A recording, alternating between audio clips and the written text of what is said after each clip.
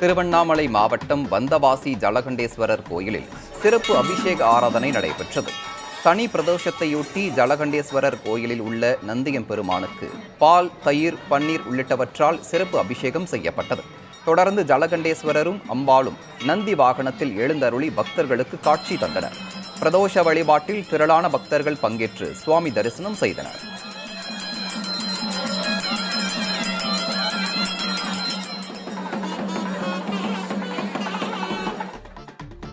திருவண்ணாமலை மாவட்டம் செங்கம் அருகே பரமநந்தல் ஊராட்சி காந்தி நகரில் எருதுவிடும் திருவிழா நடைபெற்றது. இதில் திருவண்ணாமலை, கிருஷ்ணகிரி, திருப்பத்தூர், தருமபுரி, வேலூர் உள்ளிட்ட மாவட்டங்களில் இருந்து 400க்கும் மேற்பட்ட காளைகள் பங்கேற்றன.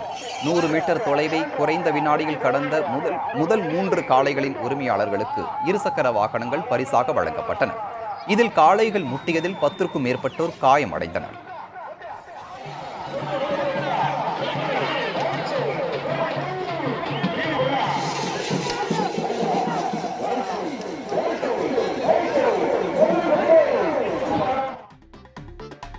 சென்னை வண்டலூர் பூங்காவில் அண்மையில் பிறந்த நீர் யானை குட்டி உயிரிழந்ததாக பூங்கா நிர்வாகம் தெரிவித்துள்ளது. வண்டலூர் அறிஞர் அண்ணா உயிரியல் பூங்காவில் பிறகுருதி என்ற பெண் நீர் யானை 8 மாத கர்ப்பத்திற்கு பிறகு ஆண் குட்டி ஒன்றை ஈன்றதாக கடந்த 25ஆம் தேதி பூங்கா நிர்வாகம் தெரிவித்தது. 30ஆம் தேதி காலை பராமரிப்பாளர் கூண்டிலிருந்து நீர் யானையை வரவழைக்க முயன்றபோது நீண்ட நேரம் வராமல் இருந்துள்ளது. பின்னர் பராமரிப்பாளர் பார்த்தபோது நீர் யானை குட்டி இறந்து போனது தெரிய வந்தது. உயிரிழப்பிற்கான காரணத்தை அறிய நீர் யானை குட்டியின் உடல் பூங்கா மருத்துவமனையில் பிரேத பரிசோதனைக்காக அதன் உடல் வைக்கப்பட்டுள்ளது.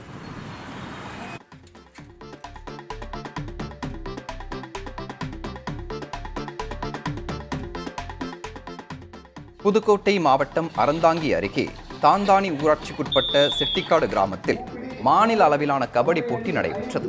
இதில் சேலம், தூத்துக்குடி, தஞ்சாவூர், புதுக்கோட்டை, திருச்சி, சிவகங்கை உள்ளிட்ட மாவட்டங்களில் இருந்து 26க்கும் மேற்பட்ட அணிகள் பங்கேற்றன. இதில் முதல் 4 இடங்கள் பிடித்த கபடி வீரர்களுக்கு ரொக்க பரிசுகள் மற்றும் கோப்பைகள் வழங்கப்பட்டன.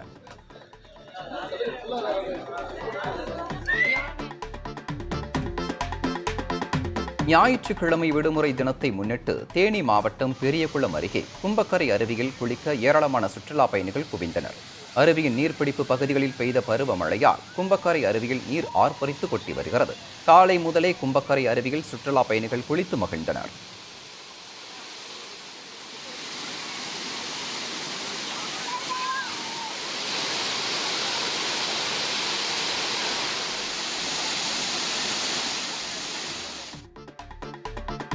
வார விடுமுறை தினத்தை ஒட்டி மேகமலை அருவியில் குளிப்பதற்காக பல்வேறு மாவட்டங்களில் இருந்து சுற்றுலா பயணிகள் குவிந்தனர்.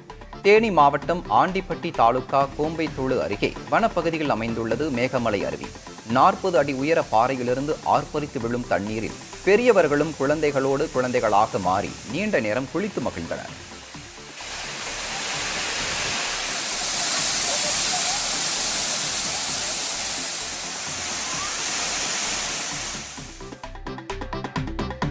நீலகிரி மாவட்டம் சேரம்பாடி பகுதியில் யானைகளிடமிருந்து பாதுகாக்க வழங்க கோரி பொதுமக்கள் கருப்பு கொடி ஏந்தி ஊர்வலமாக சென்றனர்.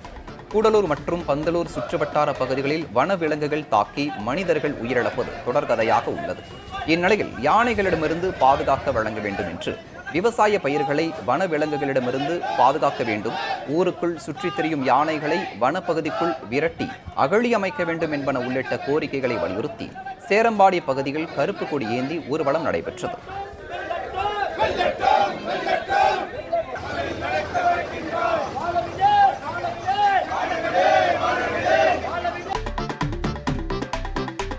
கன்னியாகுமரி பகவதி அம்மன் கோயிலின் பழமையான தீர்த்த கிணற்றில் பக்தர்களால் வீசப்பட்ட காணிக்கை பொருட்கள் மற்றும் காசுகளை சேகரிக்கும் பணி தொடங்கியது. கோயிலின் தீர்த்த கிணற்றிலிருந்து எடுக்கப்படும் தண்ணீர் அம்மனுக்கு அபிஷேகம் செய்யவும் கோயில் தேவைகளுக்கும் பயன்படுத்தப்பட்டு வருகிறது.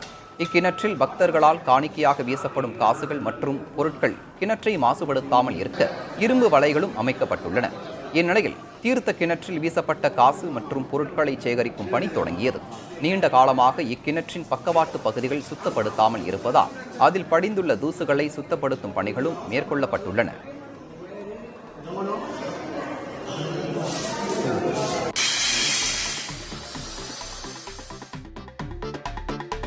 ஆவணி ஞாயிற்றுக்கிழமையை முன்னிட்டு புதுக்கோட்டை மாவட்டம் திருவப்பூர் முத்துமாரியம்மன் கோயிலில் ஏராளமான பக்தர்கள் நீண்ட வரிசையில் காத்திருந்து அம்மனை தரிசித்தனர்.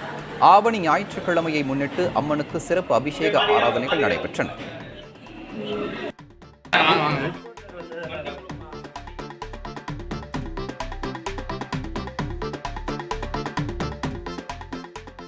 தண்ணீர் பாட்டிலின் மூடியை சாதுரியமாக திறந்து தாகத்தை தணித்துக் கொண்ட நாயின் வீடியோ வெளியாகியுள்ளது.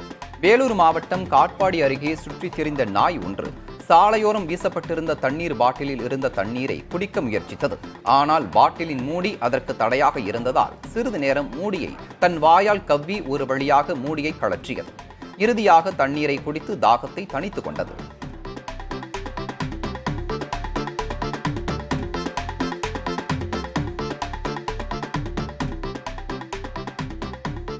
சிவகங்கை மாவட்டம் நாலுகோட்டை அருகே ஐயனார் கோயில் திருவிழாவை முன்னிட்டு மாட்டு வண்டி பந்தயம் நடைபெற்றது. 3 பிரிவுகளாக நடத்தப்பட்ட இந்த போட்டியில் சிவகங்கை, மதுரை உள்ளிட்ட 5 மாவட்டங்களைச் சேர்ந்த 40 ஜோடி மாடுகள் பங்கேற்றன. ஏராளமான பொதுமக்கள் சாலையின் இருபுறமும் நின்று உற்சாகமாக கண்டுகளித்தனர்.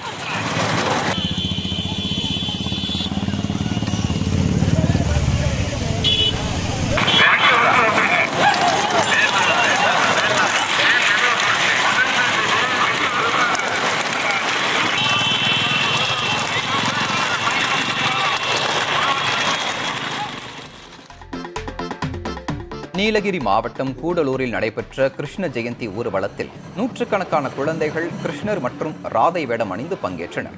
இது காண்போரை கவரும் வகையில் அமைந்தது. மேளதாளங்கள் முழங்க நகர் வழியாக பயணித்த ஊர்வலத்தில் குழந்தைகளுடன் பெற்றோர்களும் பங்கேற்றனர்.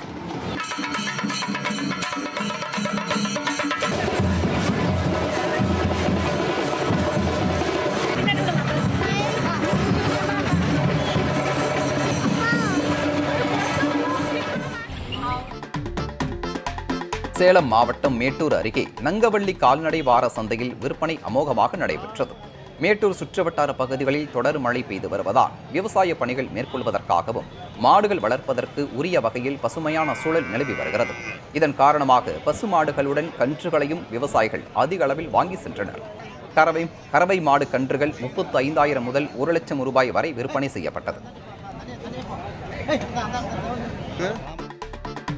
கடலூர் மாவட்டம் நெய்வேலியில் உள்ள NLC சுரங்கத்தில் ஒப்பந்த தொழிலாளர்களுக்கு வேலை வழங்காததை கண்டித்து திடீர் போராட்டம் நடத்தினர்.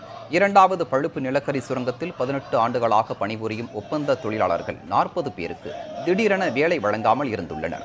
நிரந்தரமான ஒப்பந்த பணி வழங்க வேண்டும், பணி பாதுகாப்பு வழங்க வேண்டும் ஆகியவற்றை வலியுறுத்தி 100க்கும் மேற்பட்ட தொழிலாளிகள் சுரங்க வாயிலின் முன்பு அமர்ந்து போராட்டத்தில் ஈடுபட்டனர்.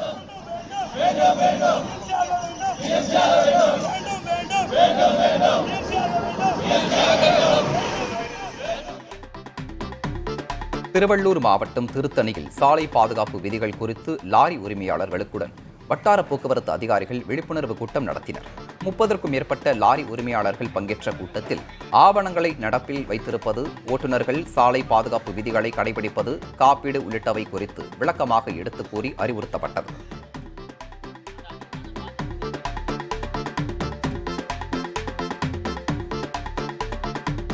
உதகையில் சிறுவர்களுக்கான மிஸ்டர் தமிழ்நாடு மற்றும் மிஸ்டர் நீலகிரிஸ் ஆணழகன் போட்டி நடைபெற்றது.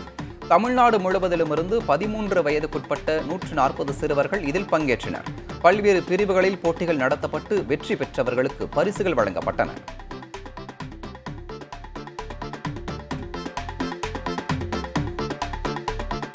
விநாயகர் சதுர்த்தியை முன்னிட்டு திருவாரூர் மாவட்டம் திருத்துறைப்பூண்டியில் விநாயகர் சிலைகள் விற்பனைக்காக வந்துள்ளன. வரும் 7ஆம் தேதி விநாயகர் சதுர்த்தி கொண்டாடப்பட உள்ள நிலையில் விநாயகர் சிலைகள் வர்ணம் பூசப்பட்டு விற்பனைக்கு தயார் நிலையில் உள்ளன.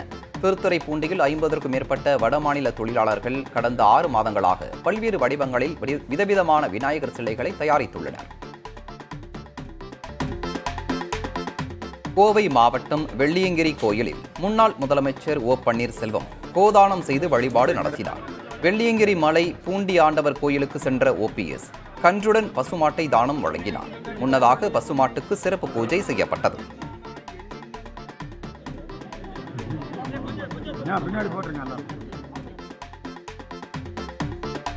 திருவாரூர் அருகே ஆவணி மாத 3வது ஞாயிற்றுக்கிழமையொட்டி ஸ்ரீ சீதளா தேவி மாரியம்மன் ஆலயத்தில் சிறப்பு வழிபாடு நடைபெற்றது. மஞ்சள், பால், தயிர் போன்ற வாசனை திரவியங்களால் அம்மனுக்கு அபிஷேகம் செய்யப்பட்டது. தொடர்ந்து மகா தீபாராதனை காண்பிக்கப்பட்டது.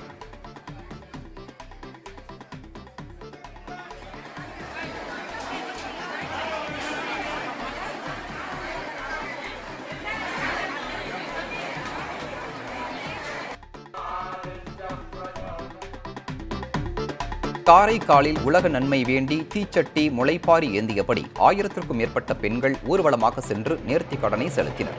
முன்னதாக காரைக்கால் அம்மையார் ஆலயத்திலிருந்து தொடங்கிய ஊர்வலத்தை புதுச்சேரி அமைச்சர் திருமுருகன் தொடங்கி வைத்தார்.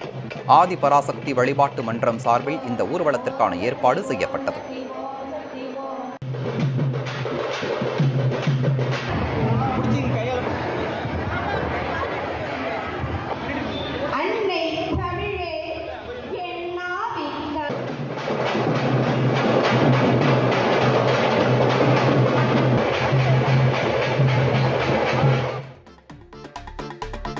திருவள்ளூர் மாவட்டம் திருத்தணி சுப்பிரமணிய சுவாமி கோயிலில் முருகப்பெருமான், வள்ளி தெய்வானை திருக்கல்யாணம் நடைபெற்றது.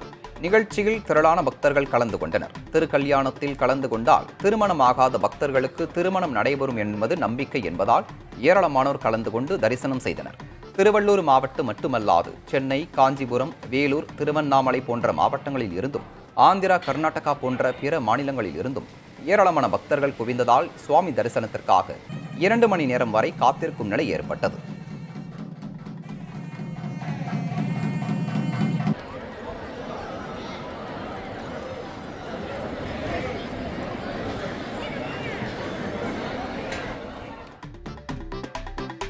திருப்பத்தூரில் உள்ள தென்மாவட்டத்தில் கோயில் திருவிழாவையொட்டி மாட்டுவண்டி பந்தயம் உற்சாகமாக நடைபெற்றது. மானாமதுரை, தஞ்சாவூர் சாலையில் நடத்தப்பட்ட இந்த பந்தயத்தில் மொத்தம் 49 மாட்டு வண்டிகள் பங்கேற்றன. பந்தய எல்லையை நோக்கி மாடுகள் சீறி பாய்ந்து சென்றதை ஏராளமானோர் கண்டு ரசித்தனர்.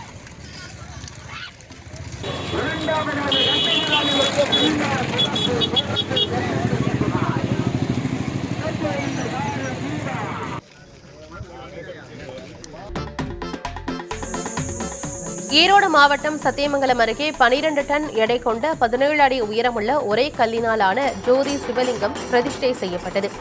சத்தியமங்கலம் அருகே தனவாசி கரடு பகுதியில் 1 கோடி சிவலிங்க ஆலயம் நிர்மாணிக்கும் பணி நடைபெற்று வருகிறது. அதன்படி கோயில் வளாகத்தில் சிவலிங்கங்கள் பிரதிஷ்டை செய்து தினமும் பூஜைகள் நடைபெறுகின்றன. இந்நிலையில் ஒரே கல்லினாலான 12 டன் எடை மற்றும் 17 அடி உயரம் கொண்ட சிவலிங்கத்தை பிரதிஷ்டை செய்யும் நிகழ்வு நடைபெற்றது.